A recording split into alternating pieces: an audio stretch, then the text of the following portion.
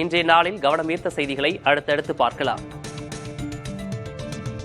பஹல்காம் தாக்குதல் நடந்துள்ள இந்த தருணத்தை பயன்படுத்தி ஜம்மு காஷ்மீருக்கு மாநில அந்தஸ்து கோரப்போவதில்லை என அம்மாநில முதல்வர் உமர் அப்துல்லா கூறியுள்ளார். சட்டப்பேரவையில் பேசிய உமர் அப்துல்லா, மாநில அந்தஸ்து வேண்டும் என்று முன்பு பேசியிருக்கிறோம், எதிர்காலத்திலும் பேசுவோம். ஆனால் 26 பேர் உயிரிழந்திருக்கும் நிலையில் அதை கோரும் அளவுக்கு எனது அரசியல் மட்டமானதல்ல என்றார். மாநில முதல்வராகவும் சுற்றுலா அமைச்சராகவும் சுற்றுலா பயணிகளை தான் காஷ்மீருக்கு அழைத்ததாகவும் அவர்களை பாதுகாப்பாக திருப்பி அனுப்ப தவறிவிட்டதாகவும் வேதனை தெரிவித்த உமர் அப்துல்லா, உயிரிழந்தவர்களிடம் குடும்பத்தினரிடம் மன்னிப்பு கோர தன்னிடம் வார்த்தைகள் இல்லை என்றார். கடந்த 26 வருடங்களில் முதல் முறையாக பயங்கரவாத தாக்குதலுக்கு ஜம்மு காஷ்மீர் மக்கள் வெளிப்படையாக எதிர்ப்பினை வெளிப்படுத்தியதாகவும் அனைவரும் ஒற்றுமையாக இருந்தால் மட்டுமே பயங்கரவாதத்திற்கு முடிவு கட்ட முடியும் எனவும் அவர் கூறினார்.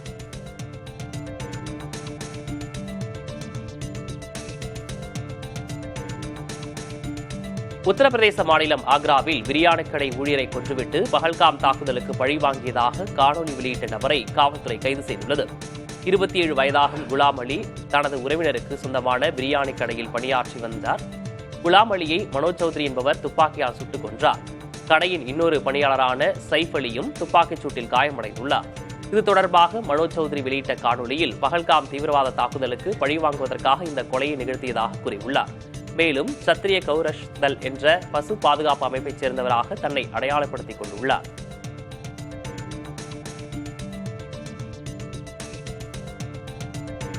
ஆப்கானிஸ்தான் தாலிபான் அரசோடு இந்திய வெளியுறவுத்துறை இணைச் செயலாளர் ஆனந்த் பிரகாஷ் பேச்சுவார்த்தை நடத்தியுள்ளார். அந்நாட்டு வெளியுறவுத்துறை அமைச்சர் அமீர்கான் முட்டோகியோடு இந்த பேச்சுவார்த்தை நடைபெற்றுள்ளது. இதில் இந்தியா மற்றும் ஆப்கானிஸ்தான் இடையேயான அரசியல் மற்றும் வர்த்தக உறவை விரிவாக்கம் செய்வதற்கு அமீர்கான் விருப்பம் தெரிவித்ததாக ஆப்கானிஸ்தான் ஊடகங்கள் செய்தி வெளியிட்டுள்ளன. பாகிஸ்தானுடனான உறவு மோசமாக இருக்கும் நிலையில் இந்திய அரசு தலிபான்களோடு பேச்சுவார்த்தை நடத்தியிருப்பது முக்கியத்துவம் வாய்ந்ததாக கருதப்படுகிறது. இந்தியாவில் தமிழ்நாடு போல அமெரிக்காவுக்கு கலிபோர்னியா மாகாணம். எப்படி என்கிறீர்களா? அந்த மாகாண வளர்ச்சியில் மற்ற மாகாணங்களை அல்ல, பெரிய பொருளாதாரம் கொண்ட நாடுகளையே பின்னுக்கு தள்ளியிருக்கிறது. $29.2 டிரில்லியன் மொத்த உள்நாட்டு உற்பத்தியாக கொண்டு மிகப்பெரிய பொருளாதாரம் கொண்ட நாடாக அமெரிக்கா விளங்குகிறது.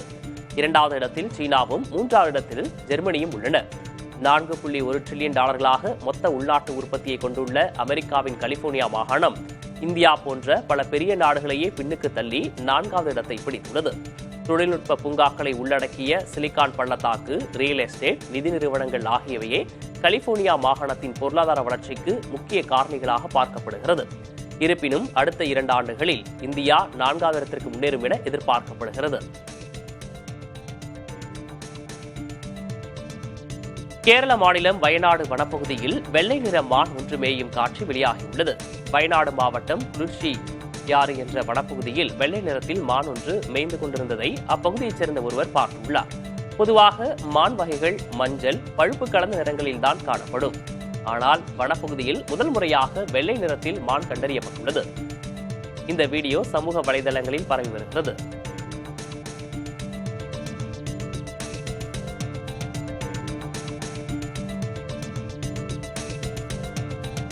உலக வங்கியில் சிரியா பெற்றுள்ள கடனை தாங்கள் திருப்பி செலுத்துவதாக சவுதி அரேபியா மற்றும் கத்தார் நாடுகள் அறிவித்துள்ளன.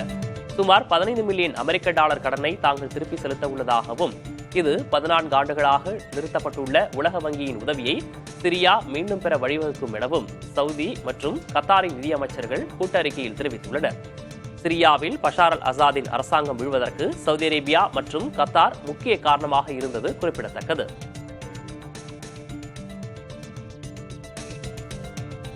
பஹல்காம் தீவிரவாத தாக்குதலை அடுத்து இந்தியாவுக்கும் பாகிஸ்தானுக்கும் இடையில் பதற்றமான சூழல் நிலவி வரும் நிலையில் சீன அரசு பாகிஸ்தானுக்கு ஆதரவு தெரிவித்துள்ளது. பாகிஸ்தான் வெளியுறவுத்துறை அமைச்சர் இஷாக் தர் உடன் சீன வெளியுறவுத்துறை அமைச்சர் வாங்கி தொலைபேசியில் உரையாடினார். இது தொடர்பாக வெளியிடப்பட்டுள்ள சீன அரசு அறிக்கையில் சீனா பாகிஸ்தானின் தீவிரவாத தடுப்பு நடவடிக்கைகளை எப்போதும் ஆதரித்து வந்துள்ளதாக கூறப்பட்டுள்ளது. பஹல்காம் தீவிரவாத தாக்குதல் குறித்து சார்பற்ற விசாரணை நடத்துவதை சீனா ஆதரிப்பதாகவும் கூறப்பட்டுள்ளது. இந்தியா, பாகிஸ்தான் 2 நாடுகளும் இந்த விவகாரத்தை நிதானத்துடன் அணுக வேண்டும் என்றும் வலியுறுத்தப்பட்டுள்ளது.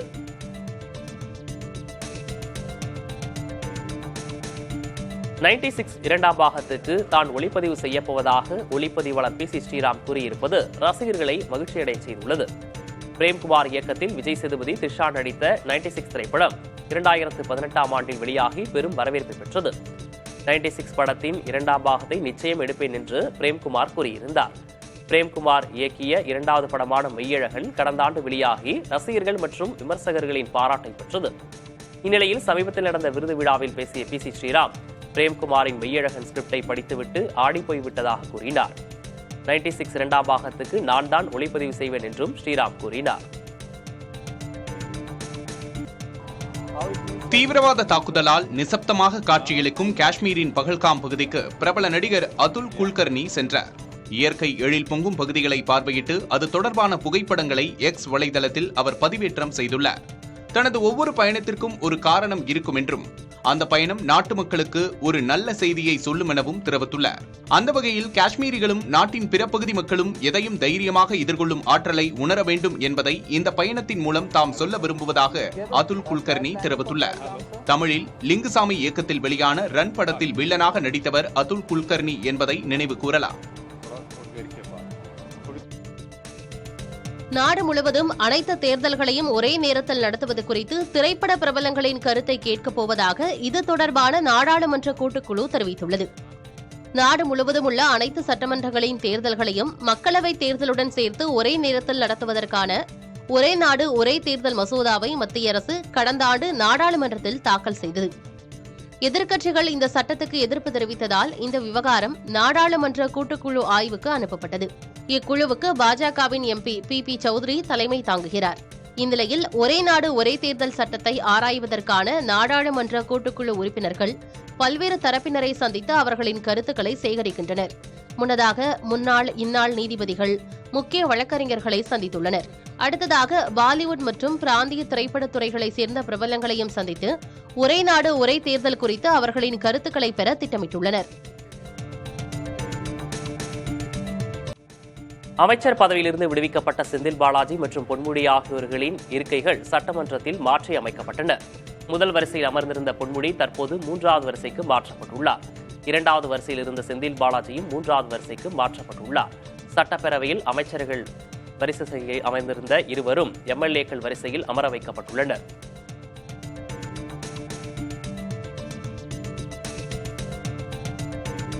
உலக புகழ்பெற்ற கோல்கொண்டா வைரத்தை ஏலம் விடும் முடிவை அதன் உரிமையாளர் மாற்றியுள்ளார். அடுத்த மாதம் 14ஆம் தேதி சுவிட்சர்லாந்தின் ஜெனீவா நகரில் இந்த வைரத்தை ஏலத்தில் விற்கப் போவதாக அவர் அறிவித்திருந்தார்.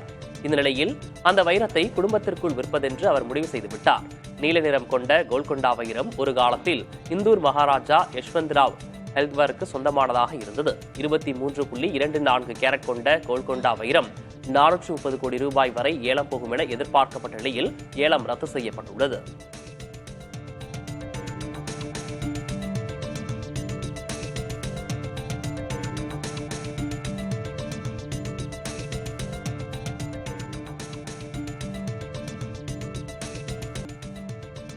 தமிழக சட்டப்பேரவையில் கடந்த சில தினங்களுக்கு முன்பாக கும்பகோணத்தில் கருணாநிதி பெயரில் கலைஞர் பல்கலைக்கழகம் அமைக்கப்படும் என முதலமைச்சர் மு.க.ஸ்டாலின் அறிவித்திருந்தார்.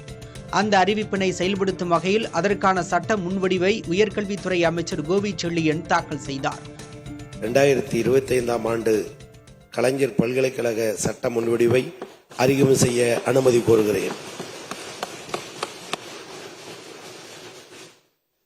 மாண்புமிகு உயர்கல்வித்துறை அமைச்சர்களின் தீர்மானம் பேரவையின் முடிவுக்கு விடப்படுகிறது. ஏற்போர் ஆம் என்க, மறுப்போர் இல்லை என்க. ஏற்போரே அதிகம் என்று கருதுகிறேன். ஏற்போரே அதிகம். தீர்மானம் நிறைவேறியது. மாண்புமிகு உயர்கல்வித்துறை அமைச்சர் அவர்கள்.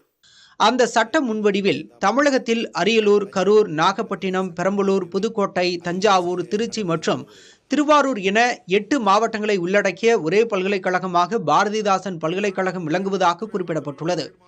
டெல்டா மாவட்டங்களைச் சேர்ந்த இளைஞர்களின் எதிர்பார்ப்பை நிறைவேற்றவும் உயர்கல்வி நிறுவனங்களில் நுழைவதற்கும் புதிய பல்கலைக்கழகத்தை தொடங்குவது அவசியமானது எனவும் அரியலூர், நாகப்பட்டினம், தஞ்சாவூர், திருவாரூர் ஆகிய 4 மாவட்டங்களில் வாழும் மாணவர்களின் மேம்பாட்டிற்காக கலைஞர் பல்கலைக்கழகம் உருவாக்கப்படுவதாகவும் தெரிவிக்கப்பட்டுள்ளது. கருணாநிதி பெயரிலான பல்கலைக்கழகத்தின் வேந்தராக முதலமைச்சர் இருப்பார் எனவும் இணைவேந்தராக உயர்கல்வித்துறை அமைச்சர் இருப்பார் எனவும் சட்ட முன்வடிவில் குறிப்பிடப்பட்டுள்ளது. பல்கலைக்கழகத்தின் துணைவேந்தரை தேர்ந்தெடுக்கும் அதிகாரமும் வேந்தரான முதலமைச்சருக்கே வழங்கப்பட்டுள்ளது. கும்பகோணம் அரசு மகளிர் கல்லூரி, தஞ்சாவூர் ராஜ சரபோஜி அரசு கல்லூரி, திருவாரூர் திருவிக அரசு கலைக்கல்லூரி, குடவாசல் புரட்சித் தலைவர் எம்ஜிஆர் அரசு கலை மற்றும் அறிவியல் கல்லூரி என மொத்தமாக 17 கல்லூரிகள் கருணாநிதி பல்கலைக்கழகத்தின் கீழ் செயல்படும் எனவும் சட்ட முன்வடிவில் குறிப்பிடப்பட்டுள்ளது.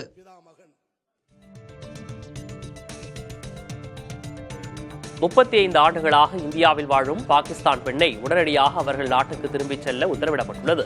ஒடிசாவில் வாழ்ந்து வரும் பாகிஸ்தானியரான சாரதாபாய் என்பவர் அம்மாநிலத்தைச் சேர்ந்த இந்து ஒருவரை திருமணம் செய்து கொண்டு வாழ்ந்து வருகிறார். இந்நிலையில் பஹல்காம் தாக்குதல் சம்பவத்தின் எதிரொலியாக சாரதாபாய் உடனடியாக பாகிஸ்தானுக்கு செல்ல வேண்டும் என காவல்துறையினர் தெரிவித்துள்ளனர். இந்நிலையில் பாகிஸ்தானில் தமக்கு எந்த குடும்பமும் இல்லை என்றும் தம்மை குடிமகளாக ஏற்று ஒடிசாவிலேயே வாழ அனுமதிக்க வேண்டும் என்றும் பிரதமர் மோடிக்கு சாரதாபாய் கோரிக்கை விடுத்துள்ளார்.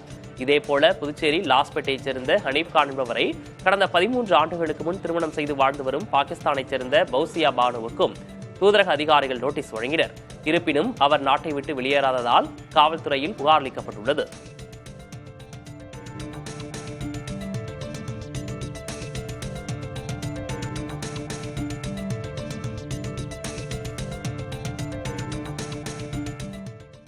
இந்தியாவில் இருக்கும் பாகிஸ்தானியர்கள் உடனடியாக தங்கள் நாட்டுக்கு திரும்பிச் செல்லாவிட்டால் அடுத்த கட்ட நடவடிக்கை என்னவாக இருக்கும் பார்க்கலாம். மருத்துவ காரணங்களுக்காக இந்திய வருகை, உறவுமுறை திருமணத்தில் இந்தியாவில் தங்கியது, இப்படி எண்ணற்ற காரணங்களால் பாகிஸ்தானியர்கள் ஏராளமானோர் இந்தியாவில் தங்கியுள்ளனர். பாகிஸ்தான் ஆதரவோடு பஹல்காமில் சுற்றுலா பயணிகள் மீது நடத்தப்பட்ட தாக்குதல் இந்திய அரசை பல அதிரடி முடிவுகளை எடுக்க வைத்திருக்கிறது. வெளியேறுங்கள் இந்தியாவை விட்டு என்ற பிரகடனம் வெளியிடப்பட்டுள்ளது. தெற்காசிய நாடுகளுக்கான கூட்டமைப்பு விசாவின் மூலம் இந்தியாவில் தங்கியுள்ள பாகிஸ்தானியர்கள் இந்தியாவிலிருந்து வெளியேறுவதற்கான காலக்கெடு கடந்த 26ஆம் தேதியுடன் முடிவடைந்துவிட்டது. மருத்துவ விசாவில் தங்கியுள்ளவர்களுக்கான காலக்கெடுவும் முடிவடைகிறது. இப்படி சுற்றுலா, வணிகம், திரைப்படம், ஊடகம், மாநாடு, மலையேற்றம், படிப்பு, புனித பயணம் என வழங்கப்பட்ட 12 வகையான விசாக்களுக்கும் காலக்கெடு முடிந்துள்ளது. அனைத்து மாநிலங்களிலும் பாகிஸ்தானியர்கள் வெளியேறிவிட்டார்களா என்பதை அந்தந்த மாநில அரசுகள் உறுதி செய்து கொள்ள வேண்டும் என உள்துறை அமைச்சர் அமித்ஷா உத்தரவிட்டிருக்கிறார். சரி, இதையும் தாண்டி பாகிஸ்தானியர்கள் இந்தியாவில் தங்கியிருந்தால் என்ன நடக்கும் என்ற கேள்வி எழுகிறது. இந்த ஆண்டு உருவாக்கப்பட்ட குடியுரிமை மற்றும் வெளிநாட்டினருக்கான சட்டத்தின் அடிப்படையில் விசா முடிந்தும் தங்கியிருப்பவர்கள் கைது செய்யப்படுவார்கள். அவர்களுக்கு 3 ஆண்டுகள் சிறை தண்டனை வழங்கப்படும். மேலும் 3 லட்சம் ரூபாய் வரை அவர்களுக்கு அபராதம் விதிக்கப்படும். ஒரு வன்முறை நிகழ்வு சாமானிய மக்களை எப்படியெல்லாமோ புரட்டி போட்டு விடுகிறது. இந்தியாவில் உள்ள இளைஞர்கள் தொழில் செய்யவே விரும்புகிறார்கள் என ரிசர்வ் வங்கியின் ஆளுநர் சஞ்சய் மல்ஹோத்ரா தெரிவித்துள்ளார். வாஷிங்டன் டிசியில் நடைபெற்ற அமெரிக்கா இந்தியா இடையேயான பொருளாதார மன்றத்தில் பேசிய ரிசர்வ் வங்கி ஆளுநர் தான் கல்லூரி படிப்பை முடித்த காலத்தில் இளைஞர்கள் MNC நிறுவனங்களில் பணிபுரியவே விரும்பினார்கள் என கூறினார். ஆனால் இந்தியாவில் தற்போது ஏராளமான இளைஞர்கள் பொறியியல் மற்றும் நிர்வாக படிப்புகளை படித்துள்ளனர். ஆனால் பலரும் தொழில் செய்யவே விரும்புவதாக சஞ்சய் மல்ஹோத்ரா தெரிவித்துள்ளார். வேலை வாய்ப்புகளை தேடும் இடமாக இல்லாமல் உருவாக்கும் இடமாக இந்தியா மாறி வருவதாகவும் அவர் கூறியுள்ளார்.